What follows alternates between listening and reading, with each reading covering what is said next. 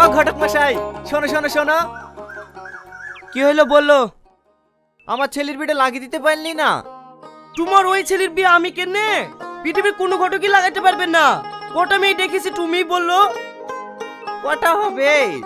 50-60টা হবে। 50-60টা না, আমার কাছে হিসাব আছে পাক্কা 63টা। তাও তো তোমার ছেলেকে রাজি করতে পারিনি। আচ্ছা চাচা, তোমার ছেলের কোনো দোষ নাই তো? পারলে একবার ডাক্তার দেখি লাউগা। দোষ মানে? দোষ মানে বুঝতে পারছি নি।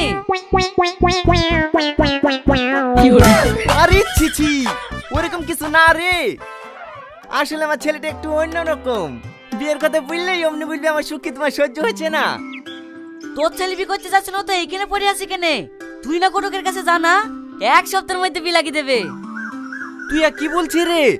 হ্যাঁ, ওই পাড়ার পটলের একটা পাগলি মেয়ে ছিল না, ওর বিটাতে তুই না কটকি লাগিয়ে দিল। কদিন আগেই শুনো নাকি সালমান খানের বাবা যোগাযোগ করছে সালমান খানের বিয়ে দেওয়ার লেগি। আচ্ছা, এখন তুই না কটক গোটা পশ্চিমবাংলায় ট্রেন্ডিং এ চলছে। আর তুই বাড়ির কাজকার লোক হয়ে জানিস নি। চ চ, আমি তুই না কটকের সাথে কথা বলে দিছি। ঠিক আছে চ।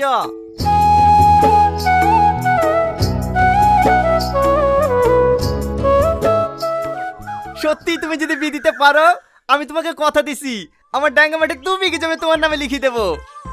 আরে আপনি টেনশন করছেন কেন? আমাকে বিয়ের দায়িত্ব দিয়েছেন মানে ধরলেন আপনার ছেলে বিয়ে হয়ে গেছে। সত্যি, আমি যদি কদিন আগে যেত তোমার কাছে